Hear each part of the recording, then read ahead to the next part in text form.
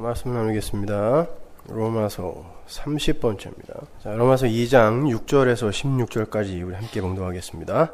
하나님께서 각 사람에게 그 행한 대로 보응하시되 참고 선을 행하여 영광과 존귀와 썩지 아니함을 구하는 자에게는 영생으로 하시고, 오직 당을 지어 진리를 쫓지 아니하고 불의를 쫓는 자에게는 노와 분으로 하시리라.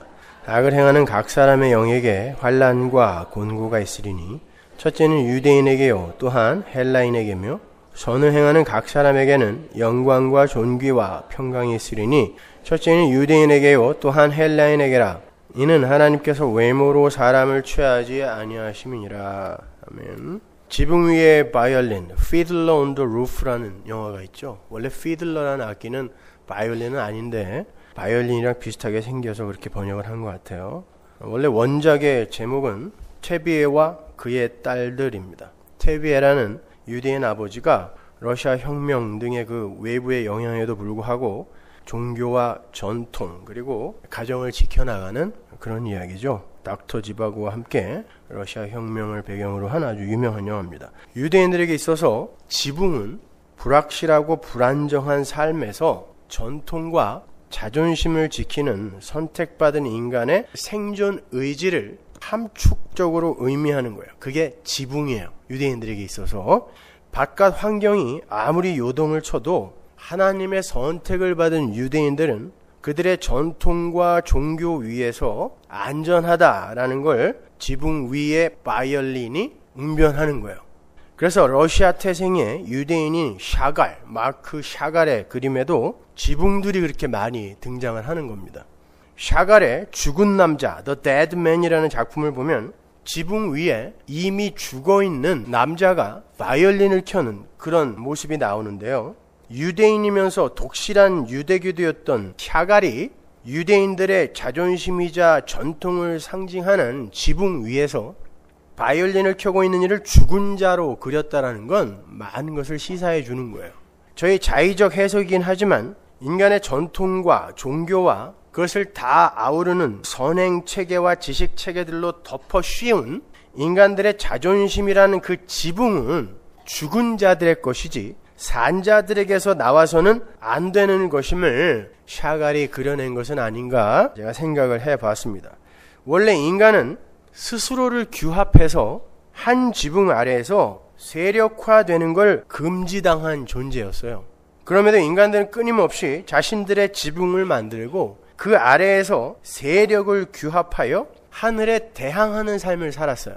오늘 본문에 나오는 당을 짓다라는 단어가 바로 그러한 인간들의 타락상을 잘 지적하는 단어예요. 그 단어는 에리테이아스라는 헬라어 명사를 번역한 건데요. 그 단어는 고용된 자라는 뜻의 에리토스라는 단어에서 파생된 단어이면서 이기심, 이기적 야심, 싸움이라는 의미의 에리테이아라는 단어의 소유격 단수예요. 그러니까 그 단어는 이기심에 근거한 무리지음을 가리키는 단어예요.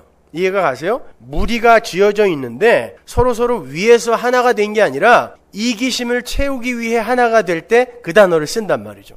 무리를 짓기는 짓는데 진정한 하나됨을 목적으로 무리를 짓는 게 아니라 각 개체가 자기의 이기심을 위해서 서로를 이용하기 위해 무리를 짓는 그런 형국이에요. 누군가와 싸워야 되는데 혼자의 힘으로는 안 되니까 무리 져서 함께 싸우자는 거야. 그러나 너도 내 적이다 라는 것이죠. 그게 당 짓는 거예요. 사도는 육체의 일이라는 걸 설명하면서 그 단어를 종종 쓰곤 했어요. 고린도후서 12장 20절 보세요. 내가 갈 때 너희를 나의 원하는 것과 같이 보지 못하고 또 내가 너희에게 너희의 원치 않는 것과 같이 보일까 두려워하며 또 다툼과 시기와 분냄과 당 짓는 것과 중상함과 수근수근하는 것과 거만함과 어지러운 것이 있을까 두려워하고, 여기서 당 짓는 것이 똑같은 단어죠. 갈라디아서 5장 19절 육체의 일은 현저하니 곧 음행과 더러운 것과 호색과 우상 숭배와 술수와 원수를 맺는 것과 분쟁과 시기와 분냄과 당 짓는 것과 불리함과 이단과. 여기서 쓰인 단어들이 정확하게 오늘 본문에 나오는 단어와 똑같은 단어예요. 그러니까 당을 짓는 건 현저한 육체의 일이요 하나님께 저주를 받을 일이 확실한 거예요. 영어 성경 RSV는 그 단어를 마치 여러 당으로 나누어서 서로를 헐뜯는 당파 싸움의 의미로 그 단어를 번역했는데 그건 좀 가난한 해석입니다. 이 단어는 인간들끼리 당을 지어 싸우는 것 정도가 아닌 하나님과 인간의 대립 구도를 가리키는 거예요. 교회에서 파벌 나누어서 싸우지 마 이런 얘기 아니에요. 성경에는 그런 교훈 없어요. 인간들이 한 지붕 아래 모여서 자신들의 힘을 과시하고 과신하며 스스로의 자존심을 걸고 하나님을 대적하는 무리지음을 시도하는 것, 이걸 엘리테이아스라 그래요. 그것이 바로 당을 짓는 거예요. 그건 역사 내내 멈추지 않고 흐르는 인간 군상들의 일상이었어요. 특별한 때 일어났던 일이 아니라 그냥 일상이었어요. 그래서 사도는 그 당을 지음이라는 걸 진리를 쫓지 않고 불의를 쫓는 것이라고 명시를 하는 거예요. 그 전에 그게 바로 죄다라고 이야기했잖아요. 근데 여기서 당을 짓는 걸 바로 그렇게 설명을 한단 말입니다. 그게 죄의 본질이요 대표적 증상이라는 거예요. 그래서 모든 이들이 사실은 죄를 짓는데 그건 다 하나님께 짓는 거죠. 그래서 시편 51편에서 다윗이 그러는 거예요. 내가 하나님께만 범죄했다 이렇게 이야기를 하는 거죠. 예수 그리스도의 은혜와 공로를 의지하지 않고 인간들의 힘과 지혜를 의지해서 인간 무리의 대척점에 하나님을 세워놓고 그 하나님을 무력한 종이호랑이로 만들어버리는 걸 엘리테이아스, 당지음이라고 하는 거예요.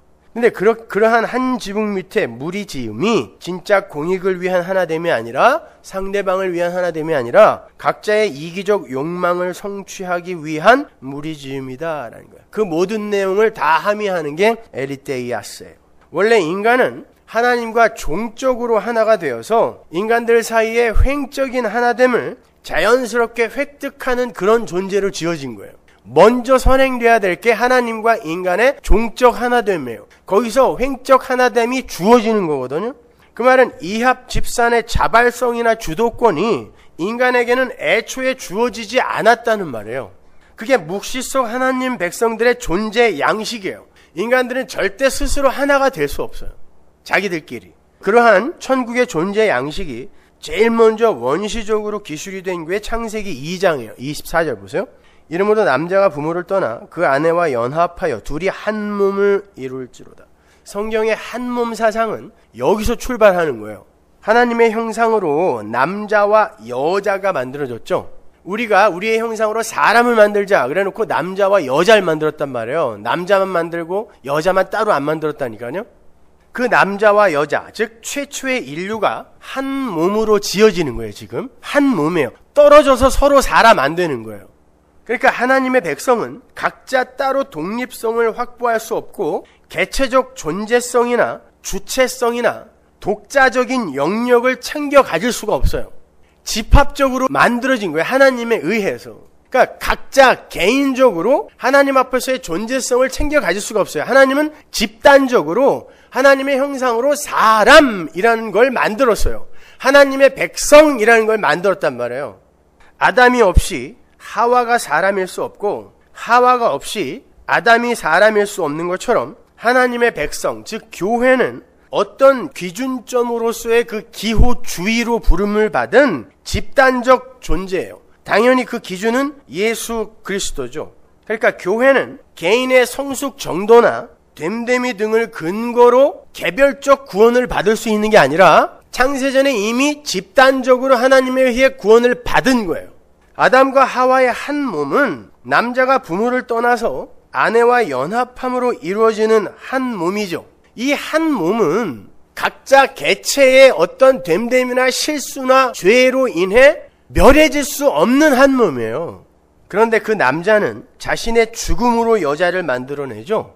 잠자한다는 건 항상 죽음을 메타포한다 그랬잖아요. 그리고 여자는 그러한 남자의 은혜 앞에서 나는 당신 없이는 존재할 수조차 없었던 그런 자입니다 라는 자기 부인에서 비롯된 순종의 고백을 하는 거예요. 그게 바로 올바른 하늘의 하나됨이에요. 둘 다 상대방 앞에서의 자기 존재성을 부정당하는 그런 방식이죠. 하나는 상대를 위해 목숨을 버리는 부정당하는 형식이고 다른 하나는 당신 없으면 나는 존재도 될 수 없습니다라는 자기 존재의 부정. 이렇게 하나님 나라의 한몸됨은 하나됨은 서로 자기가 부정당하는 그런 존재 양식으로 한 몸이 되는 거예요. 그러한 하늘 백성들의 존재 양식을 예수님과 교회가 크게 그려내고 있는 거예요. 그게 종적인 하나됨이고 그 결과로 하나님의 백성들이 그러한 양식으로 횡적 하나됨을 이루는 곳, 거기가 하나님 나라라는 것입니다. 그걸 설명해 주는 거예요, 성경은요. 그러한 하늘의 하나됨에는 오늘 본문에 당을 지음 안에 들어가 있는 이기심과 다툼이 배제되어 있어요. 그게 다른 거예요. 어떤 공동의 목적을 세우고 그 목적을 향해 하나로 모인다고 해서 그게 다 하나님이 기뻐하는 하나됨이 아니란 말입니다. 그러니까 자꾸 교회가 하나 돼야 된다 그런 소리 하지 마세요. 알곡과 가라지가 하나가 되면 어떻게 되는 거예요?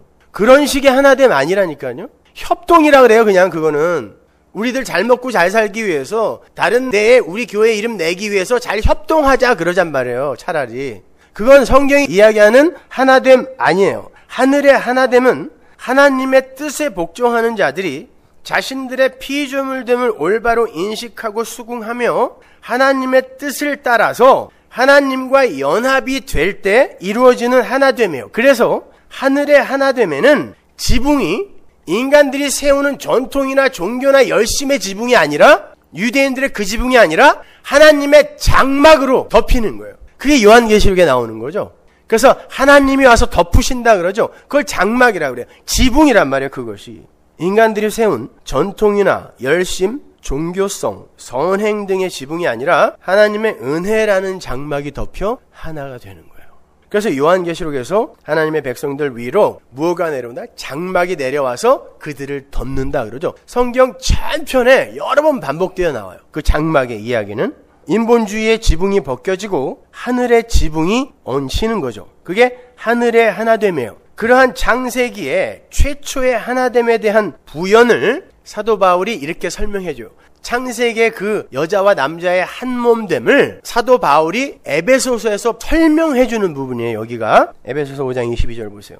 아내들이여 자기 남편에게 복종하기를 주께 하듯 하라. 이는 남편이 아내의 머리됨이 그리스도께서 교회의 머리됨과 같음이니 그가 친히 몸의 구주시니라. 그러나 교회가 그리스도에게 하듯 아내들도 범사에 그 남편에게 복종할지니라. 남편들아 아내 사랑하기를 그리스도께서 교회를 사랑하시고 위하여 자신을 주심같이 하라.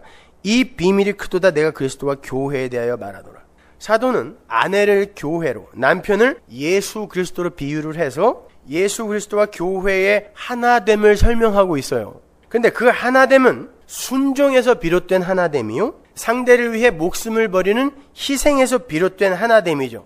예수의 희생에 의해서 우리가 존재가 되었고 하늘의 백성이 되었다라는 복음의 내용을 올바로 인식하고 그 은혜의 셈 앞에서 납작 엎드리는 게 하나됨의 유일한 길이라는 거예요. 근데 인간들은 자기들의 인기와 명성과 힘을 증명하고 자랑하기 위해 하나가 되려고 한단 말이에요. 그건 하나님이 부수시는 거지 우리가 추구해야 할 바가 아닌 거예요. 그들에게 요구되는 게 바로 앞장에 나오는데요. 에베소서 4장 3절 보세요. 평안에 매는 줄로 성령의 하나 되게 하신 것을 힘써 지키라. 우리가 하나 된 게 아니라 성령이 하나 되게 하셨다 그러죠. 그걸 지키는 거예요. 몸이 하나요 성령이 하나이니 이와 같이 너희가 부르심의 한 소망 안에서 부르심을 입었느니라. 주도 하나요 믿음도 하나요 세례도 하나요 하나님도 하나이시니 곧 만유의 아버지시라. 만유 위에 계시고 만유를 통일하시고 만유 가운데 계시도다. 빌립보서에서는 사도가 어떻게 권면하는지 보세요. 2장 1절 그러므로 그리스도 안에 무슨 권면이나 사랑의 무슨 위로나 성령의 무슨 교제나 긍휼이나 자비가 있거든 마음을 같이하여 같은 사랑을 가지고 뜻을 합하며 한 마음을 품어 아무 일에든지 다툼이나 허용으로 하지 말고 오직 겸손한 마음으로 각각 자기보다 남을 낮게 여기고 각각 자기 일을 돌아볼 뿐더러 또한 각각 다른 사람들의 일을 돌아보아 나의 기쁨을 충만케 하라. 다른 곳에서는 너희 안에 이 마음을 품으라 라고 하면서 예수님이 자기의 목숨까지 다 비워내고 너희를 살리지 않았니? 이렇게 그 한 마음, 그 마음을 품으라고 그래요. 강조해요. 하나됨을 힘써 지키라고 그러고 한 마음을 품으라고 그래요. 그런데 그 하나됨은 자기보다 남을 낮게 여기는, 더 훌륭하게 여기는 그러한 것에서 나오는 하나됨이란 말이에요. 근데 이게 잘 되던가요? 잘 안 되죠. 하늘의 하나됨은 자신이 은혜 앞에서 전적으로 무력한 자라는 것을 인정하고 수긍하는 것에서 시작이 되며 그러므로 말미암아 나는 죄인 중에 괴수니까 나보다 못한 사람은 하나도 없다라는 고백에서 성취되는 건데 그게 쉽냔 말이에요. 잘 안 되잖아요. 하나가 되고 싶어 하기는 해요. 그런데 전부 자기의 이름과 자기의 영광과 자기의 체면을 세우기 위해 하나됨을 추구해요. 내가 죄인이라는 것을 고백하기는 하는데 그래도 쟤보다는 내가 조금이라도 낫지 않나라는 마음을 요만큼씩은 다 갖고 있어요. 여러분, 그걸 당지음이라고 해요. 에리테이아스 위에는 하나님의 진노와 분이 쏟아진다 그러잖아요. 그럼 안 되잖아요. 지금 우리가 그 상태인데 거기에 진노와 분이 쏟아진다 그러는데 어떡할 거예요? 그래서 하나님은 인간들의 하나 되려는 시도를 역사 속에서 부수고 흩으시는 거예요. 인간들 스스로의 자존심 챙기기를 흩어버리고 부수신다는 뜻이에요. 그게 역사인 거예요. 그걸 성도는 알아먹고 인간들은 못 알아먹어요. 끝까지 하나됨을 추구해요. 그리고 하나님과 하나된 자들을 만들어서 역사와 공간을 초월한 하나를 만들어내시는 거예요. 그걸 새창조라고 해요. 그러니까 새창조라는 울타리 안에 들어있는 이들은 이 역사 속에서 자기 존재성과 주체성에 철퇴를 맞고 부수어지는 삶을 살게 되어 있어요. 반드시. 잠언 13장 24절 보세요. 초다를 참아 못하는 자는 그 자식을 미워함이라. 자식을 사랑하는 자는 근실이 징계하니라. 초달이라는 말은 채찍으로 후드려 패다라는 뜻이에요. 자식을 채찍으로 패지 못하는 자는 자식을 사랑하는 게 아니라 사실은 자식을 미워하는 자다라고 이야기하는 거예요. 이건 몬테소리나 프로이드가 들으면 큰일 날 소리죠. 이게 오늘날 교육 방법하고 정반대되는 거 아니에요. 애들은 패면 안 된다. 사랑으로 품어 안자 그러잖아요. 천만의 말씀입니다. 그렇다고 이런 내용이 자식을 주구장창 두들겨 패라라는 그런 얘기 안 해요. 성경은 그런 식의 교훈, 자식을 어떻게 하면 잘 키울까에 대한 그런 교훈이 적힌 책 아니라 그랬죠. 우리의 아버지신 하나님이 너희들을 자식 만들기 위해서 역사 속에서 채찍을 들 때 당황하지 말란 뜻이에요. 자식은 패서 길러라가 아니라니까요. 고린도전서 8장 6절 보세요. 그러나 우리에게는 한 하나님 곧 아버지가 계시니 만물이 그에게서 났고 우리도 그를 위하며 또한 한 주 예수 그리스도께서 계시니 만물이 그로 말미암고 우리도 그로 말미암았느니라. 우리 아버지가 누구예요? 하나님. 그럼 아버지는 뭐 해야 돼요? 자식에게 반드시 채찍을 들어야 돼요. 그래서 여러분의 인생에 예수 안 믿는 자들은 전혀 맞아보지 못하는 특별한 채찍이 등장하는 거예요. 야, 예수 믿었더니 왜 이렇게 재수가 없어졌지? 맞는 거예요. 잘 가는 거예요. 예수님이 여러분이 하나님의 아들임을 인정하시는 거예요. 예수님도 그러시잖아요. 승천하시기 전에 내가 너희를 고아와 같이 안 내버려 둘 거야 그러죠. 굉장히 기쁜 소리로 들었죠. 그거요. 돌아다니면서 내가 원하는 거 다 들어주겠지. 아니요. 아버지 역할을 하겠다는 거예요. 그래서 거기에 고아라는 단어가 등장하는 거예요. 죽이겠다는 뜻입니다. 채찍으로 패서. 여러분이 창세기에서 보셨다시피 하나님은 사람을 하나로 만드셨어요. 그런데 그 하나는 여자를 위해 희생한 남자와 그러한 희생에 대한 감사로 그 남자의 뜻에 순종하는 여자에 의해 성취되는 거예요. 각자가 하나님의 뜻 아래에서 부정되고 부인되는 가운데 하나됨이 이루어지는 형국이란 말이에요. 그건 예수 그리스도라는 하나님의 희생에 의해 성취되는 연합을 모형하고 있는 거죠. 연합이에요, 그게. 그래서 아담이라는 남자가 6째 날 잠이 드는 거예요. 인간이 언제 만들어졌어요? 6째 날. 여자는 남자가 만들어지고 한참 있다 만들어진 거 아니에요. 거기서 날짜 계산하고 있지 마세요. 오래오래 놔뒀으니까 나중에 에이구 독처하는 게 좋지 못하니까 참 저렇게 외로워하는 거 아버지가 돼서 못 보겠다.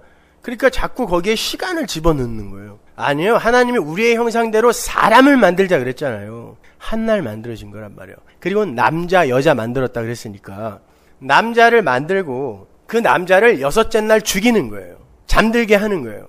근데 6째 날이 무슨 요일이에요? 그 다음 날이 안식일이었잖아요. 안식이죠, 7째 날이. 그럼 안식일 전날은 금요일이죠? 금요일 날 예수님 죽은 거예요. 안식 후 첫날 3일째 부활한 거고. 그래서 남자가 6째 날 죽는 거예요. 잠드는 거예요. 그리고 그 옆구리가 뚫리고 그의 심장을 막고 있는 갈비뼈가 적출이 돼요. 아주 죽는 거죠. 그리고 그 안에서 새로운 신부, 교회가 탄생되는 그 이야기를 하는 거란 말입니다. 그런데 그렇게 해서 둘은 한 몸이 되는 거거든요. 그게 한 몸 사상이에요. 성경의 한 몸 사상. 그런데 그렇게 한 몸이 되어라 라고 그게 이제 인간인 아담과 하와에게 넘어가자마자 무슨 일이 생겨요? 분열이 생기죠. 안 된다는 뜻이에요. 그거는요. 그러니까 사람끼리 너희들끼리 한 몸 되어서 하나님이 기뻐하는 그런 한 몸 되려고 애쓰지 말란 뜻이에요. 그래서 제가 결혼식 주례할 때는 항상 이야기하죠. 너무 그런 거 애쓰지 말라고. 안 된다고. 격려를 해줘야 되는데 아주 초를 쳐가지고 시작부터 안 되잖아요. 뭐가 돼요? 여자는 남자를 타고 넘어가고요. 남자는 여자에게 모든 책임을 전가시켜버려요. 금방 분열이 생겨요. 거기에 마귀라는 존재가 같이 손을 얹는 거죠. 생각해 보세요. 하와가 아담 보고 선악과를 먹으라고 한 건 너 내 편 하자라고 하나됨을 추구한 거예요. 근데 거기에 마귀가 같이 손을 얹는 거죠. 그게 무슨 말이냐면 여러분 마귀를 딴 데서 찾지 마세요. 악마를 보았다? 마귀는 내 안에 있어요. 내 안에 있는 마귀 못 보고 딴 데서 자꾸 악마 찾는 그놈이 악마예요. 마귀는 그렇게 우리 인간들의 힘을, 가능성을 여전히 놓지 못하고 하나님 앞에서 내가 어떤 존재성을 챙길 수 있다라고 믿는 그 세력을 다 마귀라 그래요. 그래서 거기에 뱀이 같이 손을 얹은 것 뿐이에요. 걔가 다 뭔 일을 저지른 게 아니에요. 전부 마귀 탓 좀 하지 마세요. 지들이 마귀인데 전부 마귀 탓이에요, 다. 그 김기동의 베레아 학파가 다 그거 아닙니까? 내가 보기엔 지들이 귀신인데 전부 귀신 탓이야. 감기도 귀신 탓, 치질도 귀신 탓, 부부싸움 해도 귀신 탓, 섭섭해도 귀신 탓. 아니요, 다 여러분 탓이에요. 여러분 안에 있는 그 마귀성. 그렇게 뱀과 여자와 남자가 한통속이 됐죠? 그렇잖아요. 한통속이 됐어요. 하나님 대척점에서. 근데 그 속에는 사실 책임전과와 월권과 다툼과 시기로 가득 차 있었잖아요. 요게 인간들의 당짓기의 실체예요. 이게. 한 몸이 되긴 되는데 하나님을 대적하기 위해 한 몸이 되긴 되는데 서로를 향해서도 이를 가는 거죠. 예수님을 죽이기 위해서 당을 지었던 사람들 생각해 보세요. 바리새인, 사두개파, 헤롯 당, 로마. 여러분 이 사람들 서로 다 원수들이었어요. 근데 예수님을 대적하는 자리에서 하나로 뭉치죠. 그렇다고 그들이 진짜 나보다 남을 낮게 여기는 무리로 하나가 된 건 아니잖아요. 하나님을 죽이기 위해 하나가 되는 거예요. 그게 인간들의 당짓기예요.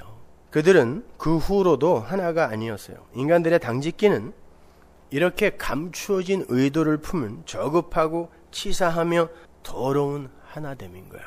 여러분 왜 정치인들을 철새라고 그러죠? 여러분 인간들에게는 사실 이념과 사상 같은 거 별 관심 없어요. 그냥 자기 유익과 체면을 따라서 이당 저당 옮겨 다니는 거예요. 제가 거기 있어봐서 알아요. 술 한잔 먹으면 지 속에 있는 거 다 얘기하거든요. 그래서 나왔어요. 왜냐면 나도 똑같았는데 저 새끼들도 다 똑같은 거야. 그건 하나됨이 아니에요. 그 중심에 내가 있으면 절대 그건 하나됨이 아닙니다. 하나로 모였긴 하지만 하나하나가 전부 모래알처럼 자기의 자존심을 챙기려는 야망으로 모여있는 것이기 때문에 그건 안전핀이 이미 뽑혀버린 폭파 직전의 수류탄 같은 것에 불과한 거예요. 뭉쳐있긴 하는데 언제 터질지 몰라요. 아무튼 그렇게 인간 군상들이 하나님의 대척점에서 손을 잡아버리자 하나님께서 그들을 흩어버리시죠. 에덴 동산에서 쫓아내세요.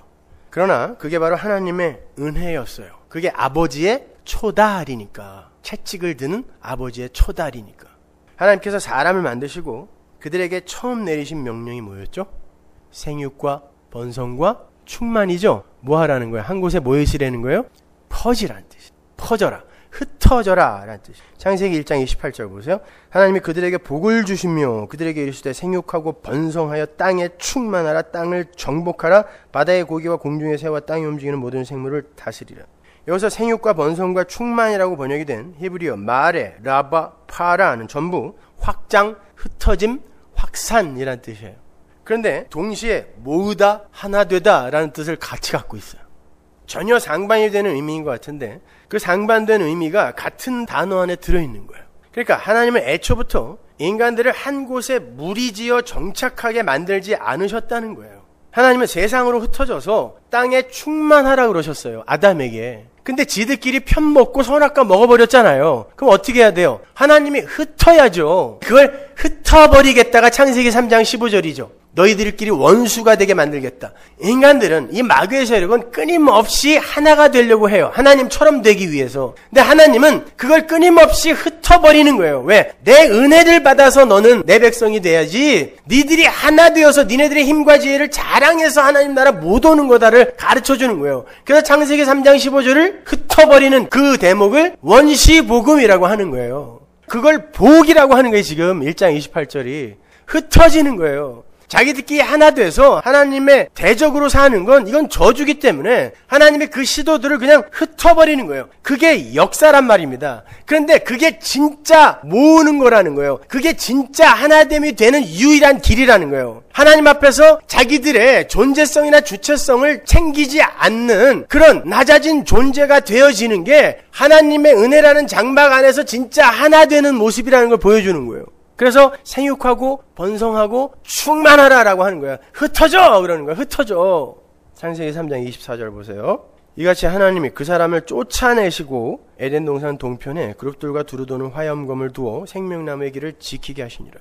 쫓아내다. 이 단어는요. 가라쉬라는 단어인데 이혼하다. 흩어지다라는 뜻이에요. 하나님이 당신의 백성입니다. 어차피 아담과 하와 구원하실 거예요. 당신의 백성이에요. 그죠? 왜냐면 아담이 하나님의 원시복음 창세기 3장 15절을 듣고 아내의 이름을 산자의 어미라고 짓잖아요. 하와라고. 아, 우리는 그 여인의 후손에 의해 사는 거구나라는 그 복음을 이해한 거란 말입니다. 그러면 그냥 에덴에서 놔두시지 뭐하러 쫓아내냐고요. 성도야, 하나님의 백성들아, 이게 바로 너희들의 인생이란 나를 보여주는 거예요. 그래서 쫓아내는 거예요. 하나님이 당신의 백성과 잠시 이혼하는 거예요. 이혼하고 어떻게 그 혼인잔치가 다시 성취가 되는지를 보여주는 게 역사란 말이에요. 그래서 흩으시는 거예요. 이혼하시는 거예요. 그게 가라쉬란 말입니다. 하나님과 이혼하게 된 사람이 하나님과 헤어져 지금 흩어지는 거예요. 사람은 그렇게 하나님과 이혼을 하고 땅에 흩어져서 자신들의 근본된 토지를 갈면서 아, 나는 하나님과 이혼한 자며 흙에서 왔으므로 흙으로 돌아가는 게 당연하다. 그런 자기의 처음 자리 확인을 해야 됐던 거예요. 자, 흙에서 왔으니 너는 흙으로 돌아가라라고 하나님이 저주하셨잖아요. 그러면 우리는 당연히 이 세상을 살면서 나는 흙에서 왔으니 흙으로 돌아가는 게 당연하구나. 이걸 배워야 되는 거죠. 인정해야 되는 거죠. 그 흙이 모여있는 곳이 어디예요? 지옥. 그러면 내가 지옥 가는 거 당연하네요. 이 고백해야 맞아요. 나는 천국 가 마땅한 인간입니다. 이게 맞아요. 하나님이 너는 흙에서 왔으니 흙으로 돌아가라 그랬으면 내가 지옥 가는 거 당연한 거예요. 이 고백하고 가는 거예요. 그 자들이 하나님의 은혜 아래서 하나 되는 거예요. 인간들끼리 하나 될 수 없단 말입니다. 나는 도저히 하나님과 혼인관계에 놓여질 수 없는 자임을 깨닫고 자인하는 게 진짜 하나됨의 시발점인 거예요. 그렇게 자기 존재의 처음 자리를 올바로 인식하게 된 그 사람에게 가장 절실한 게 뭐였어요? 나는 흙에서 왔으니 흙으로 돌아가라는 하나님의 저주에 의해 지옥에 떨어져야 하는 죽은 자가 많네 라는 자각이 있을 때 그 사람에게 가장 절실한 게 뭐겠어요? 생명이죠. 돈, 명예, 자식 아니에요. 생명이죠, 생명. 근데 요한복음 1장에서 그 생명이 어디에 들어있다고 그래요? 예수 안에 들어있다잖아요. 그러니까 여러분은 이 세상을 살면서 나 죽은 흙 맞네요. 그러니까 어떻게 해야 돼요? 예수 안에 있는 그 생명, 그거 없으면 나는 영원히 지옥에 떨어질 텐데 예수 믿어야 되겠구나. 십자가 의지해야 되겠구나. 이거 배우고 가는 게 신앙생활이에요. 성도의 역사 속 인생이란 말입니다. 따라서 하나님과 이혼을 하고 이 땅으로 흩어진 자들은 하나님의 은혜의 필연성을 절실하게 깨닫고 난 예수 없으면 죽은 자라는 고백을 진심으로 하게 되는 하나님 절대 의존자로 지어져 가게 되는 거예요. 그게 자기 부인이고 하나님과의 연합이며 그것이 바로 하나됨의 전제가 되는 거예요. 아담과 하와가 에덴 동쪽으로 쫓겨나서 한 가족을 또 이루고 살아요. 거기에서 그들이 하나가 아님이 또 폭로되죠. 하나님은 당신의 백성들을 쫓아다니면서 니들은 하나가 돼서는 안 돼. 그리고 원래 하나도 아니야. 이걸 계속 폭로시키세요. 하나라고 자부했던 가족 간에 살인이 일어나는 거죠. 하나라고 우겼던 그 가족을 그 나머지가 죽여버리는 거예요. 하나님은 그들을 찾아가서 또 흩어버리세요. 창세기 4장 11절 보세요. 땅이 그 입을 벌려 내 손에서부터 내 아우의 피를 받았은즉 내가 땅에서 저주를 받으리니 내가 바꿔라도 땅이 다시는 그 효력을 내게 주지 아니할 것이요 너는 땅에서 피하며 유리하는 자가 되리라. 자, 가인과 그의 후손들을 하나님이 저주했어요. 그리고는 너는 땅에서 저주를 받을 거다 그러죠. 근데 창세기 4장 5장에 보면 가인의 후예들이 이 세상의 문명의 주인공들이 되죠. 그럼 이 세상의 문명은 다 무엇로부터 비롯된 거예요? 하나님의 저주예요. 이 세상에서 잘 된다고 재지 마세요. 그거 하나님의 저주받은 거라니까요. 이 역사 자체가. 그런데 가인에게 어떻게 저주를 하세요? 네가 유리하고 방황하게 될 거다 그러죠. 흩어버리는 거죠. 넌 정착하면 안 돼. 흩어버리는 거예요. 그런데 영원한 저주 속으로 들어갈 자는 반드시 정착을 해요. 근데 하나님이 안 말려주세요. 여기서 유리하다라고 번역이 된 누드라는 히브리어는 슬퍼하며 떠돌다, 흔들어버리다, 방랑하다 이런 뜻이에요. 그 단어와 16절에 놋땅 있죠? 가인이 놋땅으로 가죠? 그 놋이라는 단어가 똑같은 단어예요. 노드, 누드 같은 의미의 단어예요. 사람이 자기들끼리 하나가 되어서 한 곳에 정착하여 무리지음을 시도하자 그 하나됨의 실체가 하나님에 의해 폭로가 되어 사실은 하나됨이 아니라 각자의 개체가 이기심이라는 나달로 흩어져 있었던 거죠. 그래서 하나님은 그러한 인간들의 시도와 추구를 부수시며 흩어버리세요. 그랬더니 가인이 뭐라 그래요? 맞습니다. 저는 유리하는 자가 되는 게 맞습니다. 라고 엄살을 떨어요. 창세기 4장 14절 보세요. 주께서 오늘 이 지면에서 나를 쫓아내시온 즉 내가 주의 낯을 배웁지 못하리니 내가 땅에서 피하며 유리하는 자가 될지라. 그죠? 맞습니다. 그렇게 될 겁니다. 그래 놓고 어떻게 하는지 보세요. 4장 16절 가인이 여호와의 앞을 떠나 나가 에덴 동편 놋 땅에 거하였더니 땅 이름은 유리, 방황 이런 뜻이에요. 근데 거기에서 어떻게 했다고 그래요? 거하였더니가 정착하다라는 뜻이에요. 정착하다. 아내와 동침하니 그가 잉태하여 에녹을 낳은지라 가인이 성을 쌓고 그 아들의 이름으로 성을 이름하여 에녹이라 하였더라. 유리 방황이라는 땅에 마치 하나님을 조롱하듯 정착을 하여 성까지 쌓는 거죠. 해볼 테면 해보자는 거예요.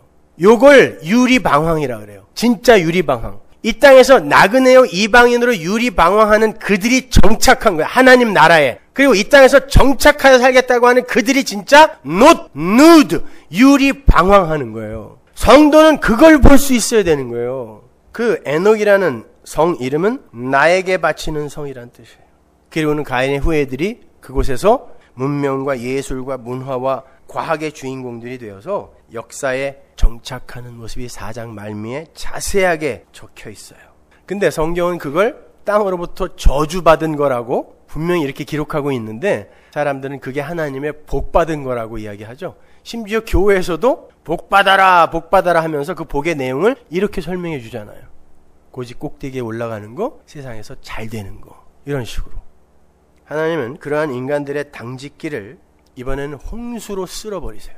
흩어버리세요.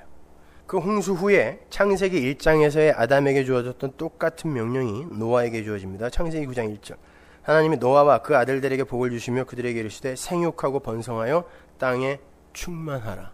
똑같이 창세기 1장 28절의 명령이 주어지죠. 뭐예요 이게? 흩어져라 하는 뜻이에요. 흩어져라.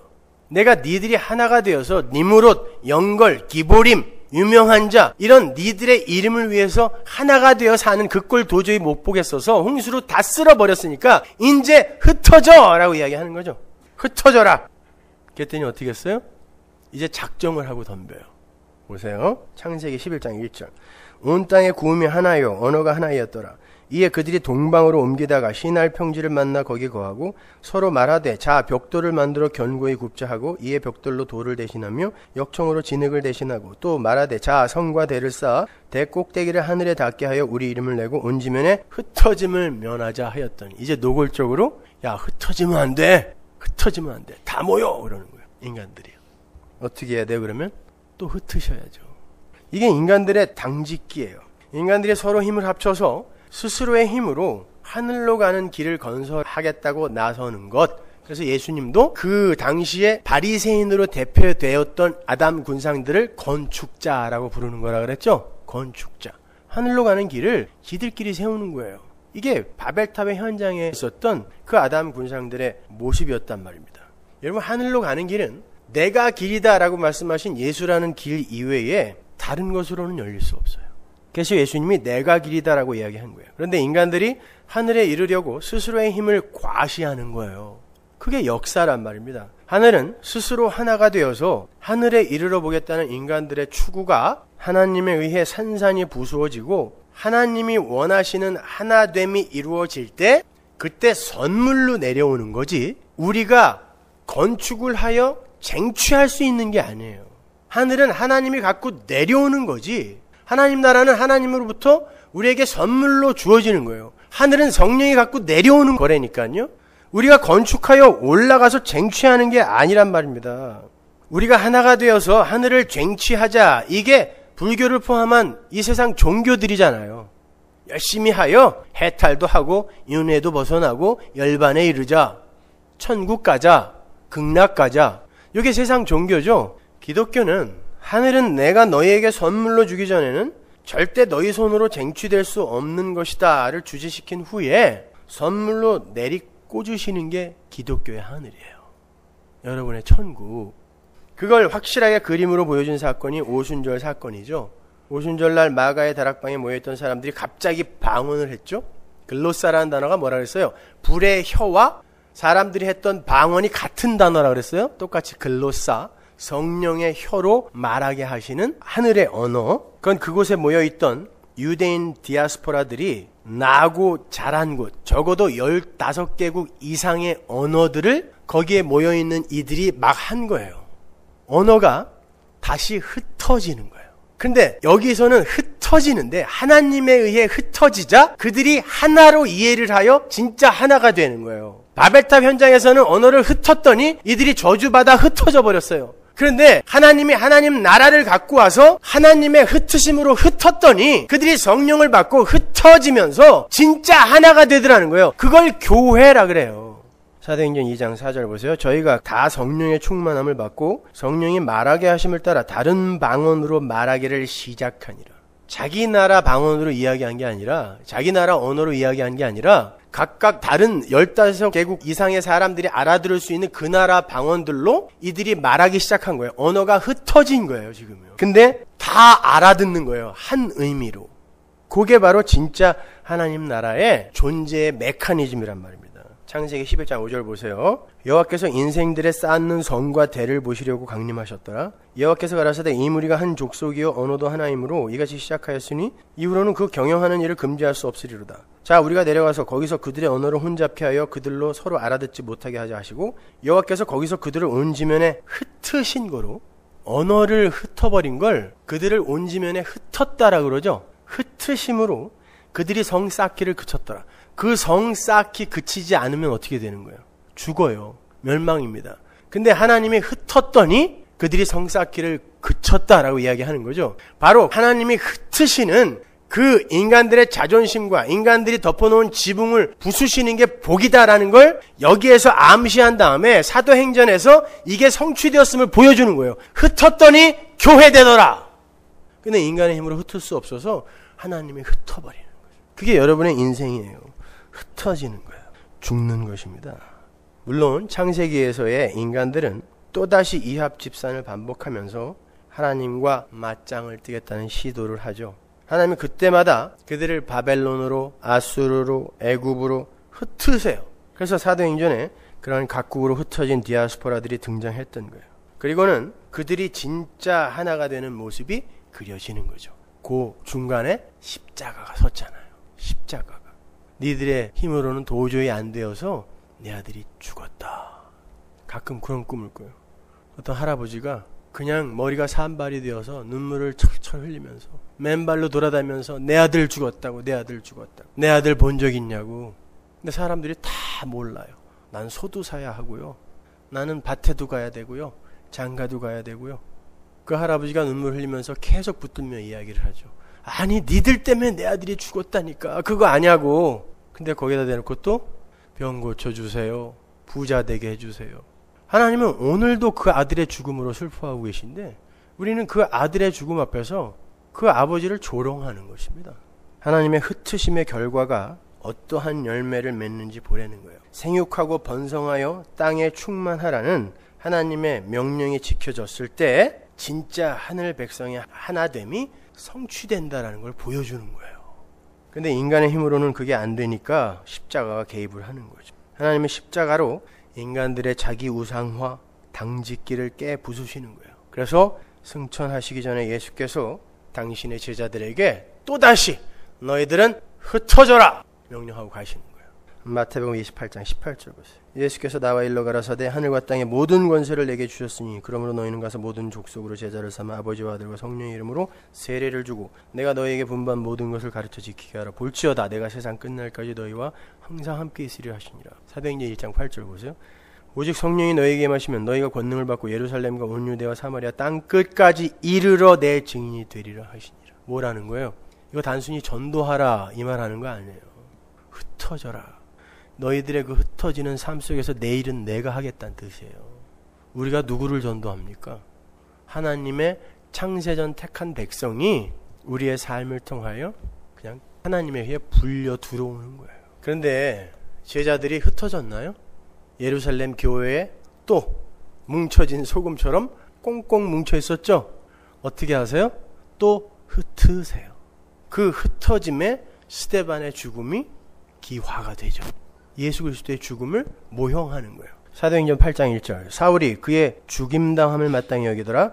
그가 스데반이에요. 그날에 예루살렘에 있는 교회에 큰 핍박이 나서 사도 외에는 다 유대와 사마리아 모든 땅으로 흩어지니라.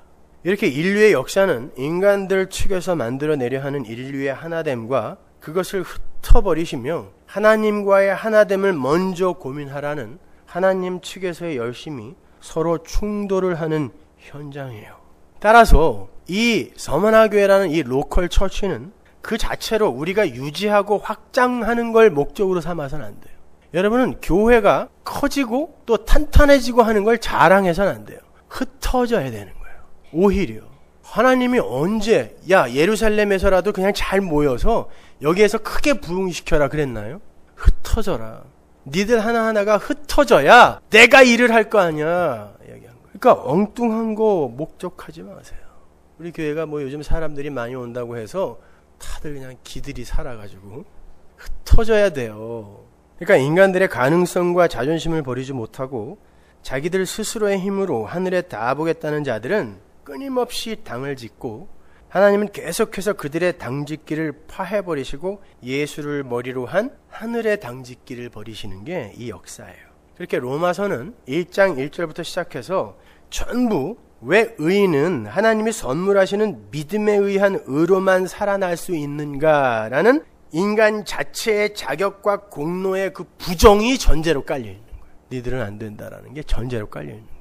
에베소서 2장 16절 보세요. 또 십자가로 이 둘을 한 몸으로 하나님과 화목하게 하려 하심이라. 원수된 것을 십자가로 소멸하시고. 한 몸은 무엇으로 만들어요? 십자가로 만든다 그러잖아요. 인간의 의지와 결단으로 안 돼요. 십자가로 한 몸이 되는 거예요. 거기에 인간의 노력과 열심과 자격과 공로는 완전히 배제되어 있는 거예요. 요한계시록으로 가면 각 족속과 방언으로 흩어졌던 자들이 한 곳으로 돌아오는 장면이 나오는데 이제 진짜 하나가 되는 거예요. 묵시 속에서 그들 흩어짐에서 하나로 모여지는 곳에서 어떤 노래를 하는지 보세요. 계시록 7장 9절 일 후에 내가 보니 각 나라와 족속과 백성과 방언에서 이거 흩어진 거죠. 하나님이 흩으셨더니 하나님의 백성들은 흩어졌어요. 그렇게 흩어진 하나님의 백성들이 나중에 이제 한 곳으로 기호가 있는 그곳으로 모이는데 뭐라고 찬송하는지 보세요. 능히 셀 수 없는 큰 무리가 흰옷을 입고 손에 종려가지를 들고 보좌 앞과 어린 양 앞에 서서 큰 소리를 외쳐 가로되 구원하심이 보좌에 앉으신 우리 하나님과 어린 양에게만 있다. 그거 배우고 오는 거예요. 흩어져서. 다른 거 하는 거 아니에요. 우리가 하나 되어 절대 하나님 나라로 가는 길 건축 못한다. 그거 배우고 오는 거예요. 흩어져서. 하늘의 하나됨은 어린 양 예수에 의해서만 가능하다는 걸 깨달은 자들이 그 구원의 현실을 찬송하며 한 곳으로 모이는 거예요. 그러니까 하나님의 백성들은 이 역사 속에서 흩어짐을 경험하면서 절대로 인간 스스로의 힘으로는 구원에 이를 수 없다는 걸 배워야 하는 거고 하나님 나라 백성들이라는 존재 자체가 보좌에 앉으신 하나님과 어린 양 예수에 의해서만 발생이 가능한 것임을 확인하는 삶을 살아야 되는 거예요. 그렇게 하나님은 인간들로 하여금 이 역사와 사회의 구조적 모순을 겪게 하시면서 끊임없이 탈주를 시도하게 하세요. 끊임없이 보다 나은 삶을 위해 탈주하는 걸 노마디즘이라고 그러죠. 들레지의 노마디즘. 끊임없이 탈주를 시도하게 하시고 그럼에도 인간들은 또다시 재고착화, 재고정화의 시도를 내어놓죠. 왜? 정착해야 되거든요. 유리하면 불안해서 못 살아요. 그러니까 끊임없이 하나님은 흩으세요. 사회와 이 역사와 인생의 구조적 모순들을 경험하게 해서 흩으시는데 인간들은 끊임없이 재고착화, 재정형화를 시도하는 거죠. 이게 들레제 노마디즘이에요. 근데 그 속에서 하나님의 백성들만 진짜 흩어지더라는 거예요. 장막을 들고 흩어지더라는 것입니다. 인간들의 자존심, 그걸 챙기고 추구하기 위해 전 인류가 손에 손을 잡고 달려가는데 거기서 떨어지더라는 거예요. 흩어진다는 뜻은. 이거 아니구나. 그게 흩어지는 거예요. 그런 면에서 최근에 세계 각처에서 일어나고 있는 자연재해들은 과학 문명 속에서 기고만장하고 있는 인류의 당직기를 흩으시는 하나님의 손길의 측면에서 이해를 해야 되는 거예요. 인간을 비롯한 자연, 모든 천지 만물은 다 하나님과 하나님의 뜻을 드러내기 위해 존재하는 소품일 뿐입니다. 기분 나쁘시겠지만 하나님의 창세전 언약, 존재는 내 아들의 피로서만 발생될 수 있다라는 창세전 언약을 드러내기 위해 하나님과 하나님의 언약을 펼치는 게 역사란 말이에요. 그리고 거기에 소품으로 쓰이는 게 천지 만물이란 말입니다. 절대 이 세상은 하나님이 여러분에게 살기 좋은 환경으로 주신 게 아니에요. 그래서 성경은 만물이 하나님에게서 나오고 하나님에게로 돌아간다라고 하는 거예요. 그리고 그리스도를 위하여 존재하는 것이다라고 이야기를 하는 거예요. 하나님을 위하여 창조됐다라고 이야기하는 거예요. 우리를 위하여 만물이 존재하는 게 아니란 말입니다.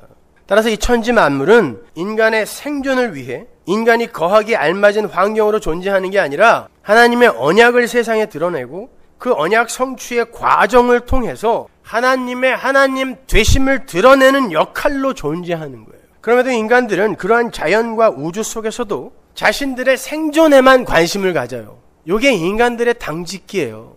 우리도 하나님처럼 되었는데 왜 우리가 하나님을 설명하는 도구로만 쓰여야 돼? 당을 짓는 거죠. 자기들의 생존에만 관심을 가져요. 그 속에 담긴 하나님의 뜻이 무엇인지를 헤아리려 하는 이들이 없는 거예요. 그러니까 쓰나미나 대지진 같은 그런 자연재해가 일어나도 그 속에 담긴 하나님의 뜻이 무엇일까를 헤아리려고 하는 게 아니라 어떻게 하면 그러한 자연재해를 예방하고 방지하여 우리의 생존을 우리가 지킬까에만 관심이 있는 거죠. 여러분, 정말 인간의 문명이나 과학이 자연재해로부터 인간을 지켜줄 수 있어요? 여러분, 최근에 일본에 쓰나미가 덮쳤을 때 정작 일본이 가장 불안해하고 두려워했던 게 뭐예요? 원자력 발전소입니다. 인간들의 기대대로면 원자력 발전소가 쓰나미를 막아줄 수 있어야 되는데 쓰나미가 일어나니까 인간들의 그 최고의 과학이 인간을 향하여 포문을 열더라는 것입니다. 무슨 과학이 자연으로부터 인간을 지켜줘요? 천만의 말씀입니다. 이런 자연재해는 빙산의 일각이에요. 잠깐 파도가 몇 미터만 지자리를 벗어나도 인간들은 이렇게 속수무책입니다. 그런데 정말 하나님께서 마음 먹고 자연의 법칙을 잠깐 놔버리시면 어떡할까요? 5초만 놓으면 5초 안에 다 망하는 거예요. 하나님의 일반 은총이 5초만 풀어지면 인류는 즉시 망하는 거예요. 그런데 그걸 지금 막아보겠다라고 하는 거예요. 하나님은 끊임없이 나팔을 불고 계신데 인간들의 손에 손을 모아서 야, 구호 헌금도 보내고 하나가 돼야지. 종교 간에도 하나가 돼야지. 당짓는 거예요. 하나님께로 돌아가 부르짖어야 되는데 하나가 돼서 이기자라고 하는 거예요. 그게 당짓는 거예요. 그런 건 인간들의 무장해제를 요구하는 하나님의 외침입니다. 너희들의 바벨탑 쌓기를 어서 그치라는 하나님의 일갈인 거예요. 다른 사람은 몰라도 교회는 그 소리를 들을 수 있어야 돼요. 그럼에도 교회 안에서까지 인간들의 당짓기는 멈출 줄을 몰라요. 교회 안에서까지 신앙인의 목적지가 마치 이 사회에 좋은 영향력을 미치고 유익한 사람이 되는 것으로 생각하고 가르치죠. 그래서 착한 사람이 돼, 세상에 좋은 영향을 미치는 사람이 돼, 이걸 좋은 설교라고 하잖아요.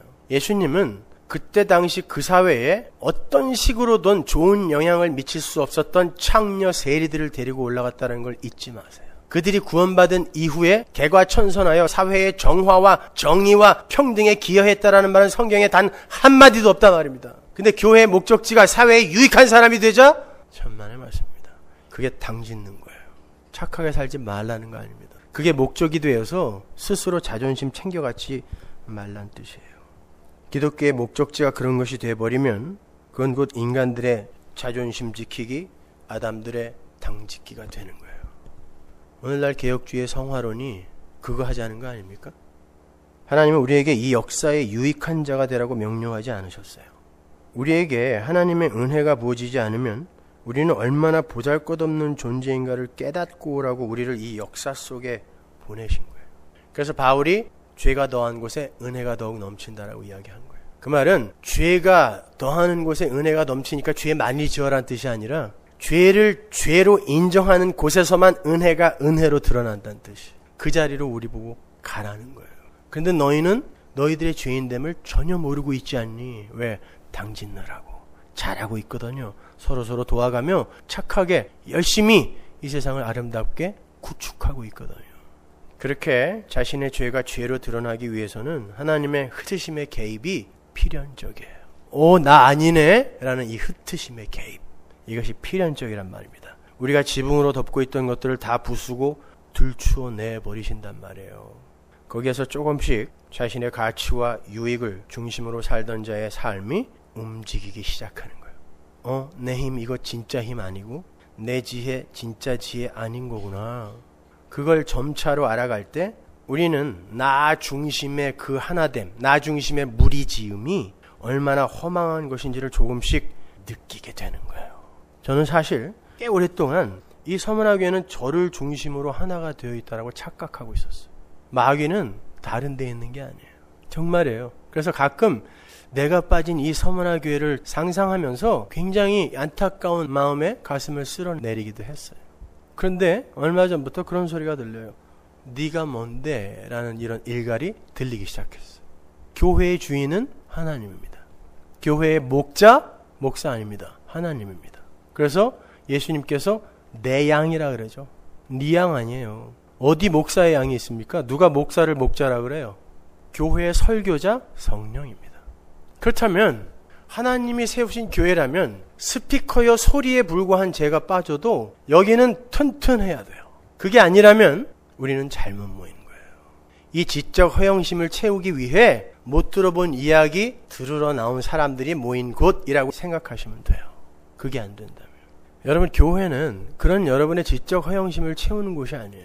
칼바르트가 죽기 전에 자기의 서재의 책들을 전부 10,000권이 넘는 책을 불태워버린 거 아세요?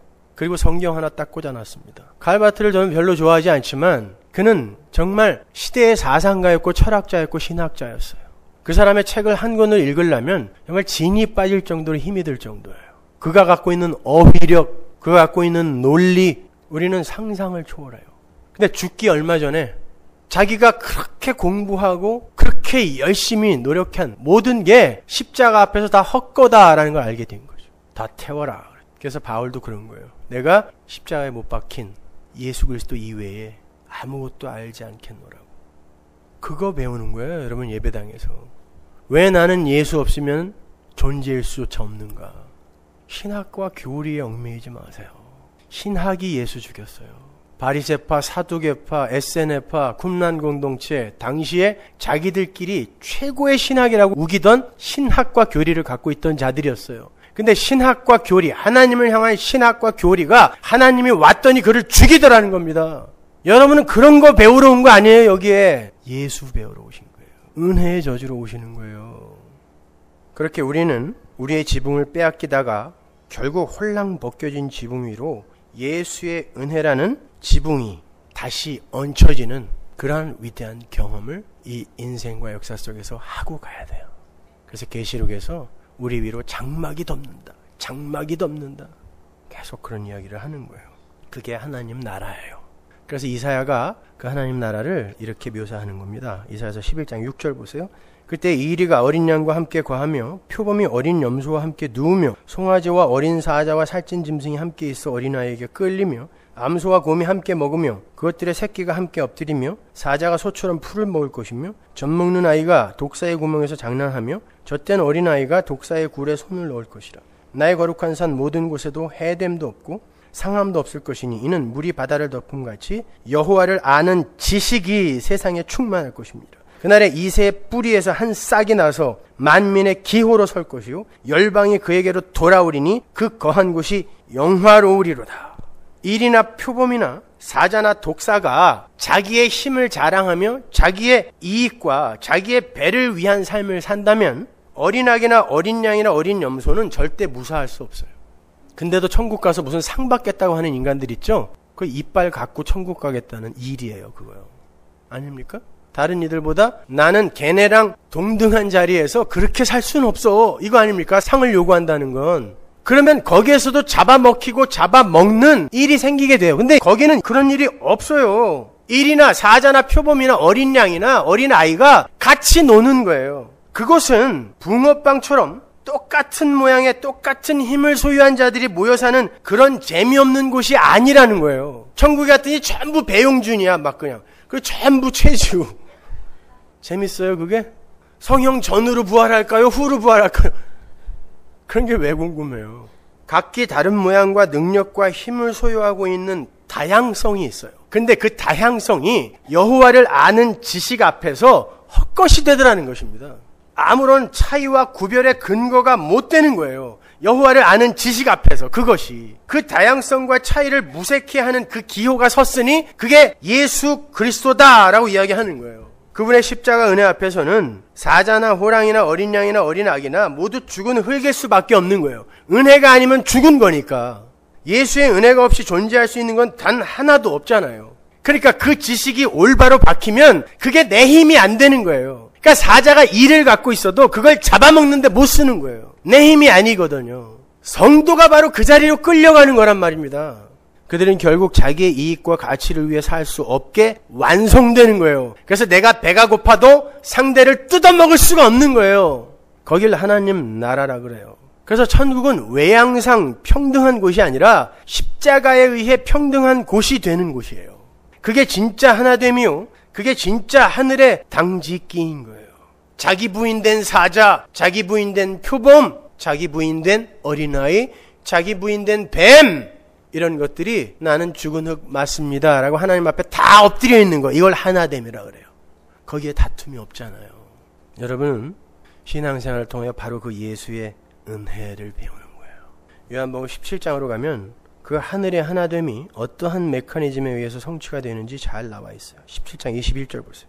아버지께서 내 안에 내가 아버지 안에 있는 것 같이 저희도 다 하나가 되어 우리 안에 있게 하사 세상으로 아버지께서 나를 보내신 것을 믿게 하옵소서. 내게 주신 영광을 내가 저희에게 주었사오니 이는 우리가 하나가 된 것 같이 저희도 하나가 되게 하려 함이니이다. 곧 내가 저희 안에 아버지께서 내 안에 계셔 저희로 온전함을 이루어 하나가 되게 하려 함은 아버지께서 나를 보내신 것과 또 나를 사랑하심 같이 저희도 사랑하신 것을 세상으로 알게 하려 함이로다. 예수께서 하나님에 의해 주도되어지는 진짜 하늘의 하나됨, 그 하늘의 당짓기에 대해서 말씀을 하세요. 23절 보시면 그 메커니즘이 이러합니다. 먼저 예수님께서 성도 안에 들어가죠. 내가 저희 안에. 그리고 두 번째가 뭐예요? 아버지께서 내 안에죠. 그런데 21절을 보면 아버지께서 내 안에, 내가 아버지 안에죠. 이 두 그림 합치면 어떻게 돼요? 예수 있고 하나님이죠. 그러면 이 예수 안에 아버지가 있어요. 그러면 이렇게 그림이 되는 거죠. 17장에서 고린도 후서로 가보세요. 5장 17절. 그런즉 누구든지 그리스도 안에 있으면 새로운 피조물이라. 요게 새 거죠. 그러면 보세요. 성도는 그런즉 그리스도 안에 있으면 새로운 피조물이 성도죠. 근데 성도는 예수와 하나님을 품고 있죠. 근데 예수와 하나님은 하나예요. 그러면 성도는 예수로 포위되어 있는 거예요. 안팎으로. 그렇죠? 이렇게 성도가 되는 거예요. 따라서 성도는 자신의 독자적 영역을 확보할 수가 없어요. 예수에 의해 성도되는 거예요. 이게 십자가로 완성되는데 지금 십자가 지시기 전에 대제사장적 기도에서 말씀하시는 거잖아요. 이로 말미암아 뭐가 이루어지냐면 이게 하나됨이에요. 요렇게 성도가 완성되는 거예요. 그런데 각자가 개체가 노력하고 성숙과 변화를 추구하여 성도가 될 수 있어요? 성도는 십자가에 의해서만 존재할 수 있는 거예요. 그게 하나됨이에요. 인간들은 절대 인간들의 당짓기로 하나님께 도달할 수가 없어요. 우리는 이거 배우고 가는 거예요. 그러니까 하나님과 한 몸으로 연합이 되어서 하늘 백성이 되는 하나님의 백성들은 이 역사 속에서 점점 해체되고 흩어지고 죽는 거예요. 우리 인간은 한 몸이 되어서 하나님께 도달할 수 없는 거구나. 이게 자기 부인이잖아요. 그걸 죽음이라 그래요. 그래서 점점 그렇게 자신감을 잃을 때 세상이 힘과 가치로 추구하고 있는 것에 대해서 점점 흥미를 잃게 되고 세상이 이를 봤을 때 어떻게 이야기를 할까요? 저놈 죽었네. 우리는 세상을 보고 세상 죽었네. 그게 갈라디아서 6장 14절이에요. 그러나 내게는 우리 주 예수 그리스도의 십자가 외에 결코 자랑할 것이 없으니 그리스도로 말미암아 세상이 나를 대하여 십자가에 못 박히고 내가 또한 세상을 대하여 그러하니라. 번역이 조금 어눌한데 표준세 번역이 번역을 잘했어요. 그런데 내게는 우리 주 예수 그리스도의 십자가 밖에는 자랑할 것이 아무것도 없습니다. 그리스도로 말미암아 내 쪽에서 보면 세상이 죽었고 세상 쪽에서 보면 내가 죽은 겁니다. 이게 정확한 번역이에요. 그래서 여러분은 이 세상 속에서 계속 죽은 자로 밀려내려가는 거예요. 그걸 성도의 신앙생활이라 그래요. 그러니까 좀 변했다고, 성숙되어졌다고, 성경 좀 많이 안다고 자랑 좀 하지 마세요. 뭐 그렇게 대단하게 많이 알아요? 그리고 뭐 이렇게 대단하게 많이 착해졌습니까? 솔직히. 한번 터지면 옛날로 금방 돌아가잖아요. 연극들 하지 마세요. 성도는 성숙되어 만들어지는 것이 아니라 태초부터 있던 자들이 역사 속에서 발견되는 거예요. 여러분은 점점 성숙되어지는 게 아니라 하나님에 의해 완성된 여러분 자신을 조금씩 밝히 보게 되는 거예요. 그걸 성숙이라고 하자면 하자고요. 그걸 변화라고 하자면 하잔 말입니다. 그러나 여러분이 변하여 여러분이 인간들의 자존심을 챙겨가져 성도가 될 수 없는 거예요. 시간이 가면 변하겠지? 시간이 가면 성숙되겠지? 그런 말씀 마세요. 그게 성화론 아닙니까? 시간이 가면 갈수록 우리는 변화될 거야. 성숙될 거야. 여러분, 시간이 객관적 실체가 맞습니까?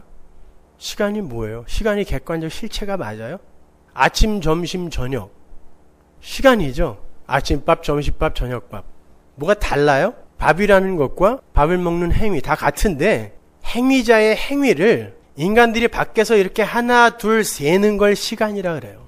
시간은 객관적 실체로 존재하는 게 아니라 인간들이 어떤 행위자의 흔적을 하나 둘 세는 걸 시간이라 그래요. 그러니까 시간이라는 건 어떤 행위자가 행위를 하고 있다라는 흔적을 사람들이 세놓은 걸 시간이라고 한단 말입니다. 이 역사, 이 자연, 우주는 하나님이 행하시는 그 행함이 지금 흔적으로 남고 있는 거예요. 그걸 사람들이 시간이 흐른다, 시간이 간다라고 이야기하는 거지 시간은 객관적 실체로 존재하는 게 아니란 말입니다. 그런데 하나님의 백성의 완성, 완료라는 것은 묵시 속에서 이미 시간과 관계없는 곳에서 이미 하나님이 완료하신 일이란 말이에요. 그런데 그게 시간이 가면서 성숙된다고요?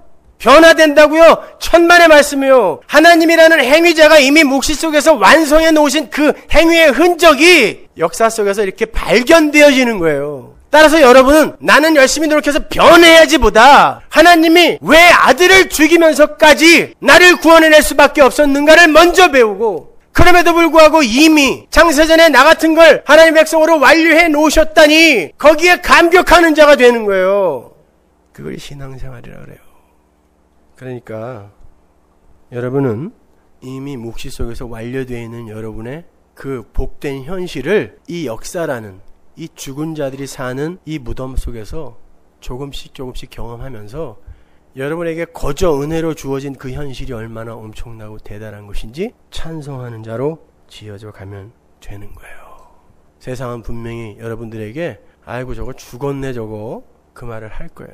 여러분은 그때 당당하게 니들이 죽은 거야 라고 이야기해 줄 수 있는 분들이 되셔야 돼요.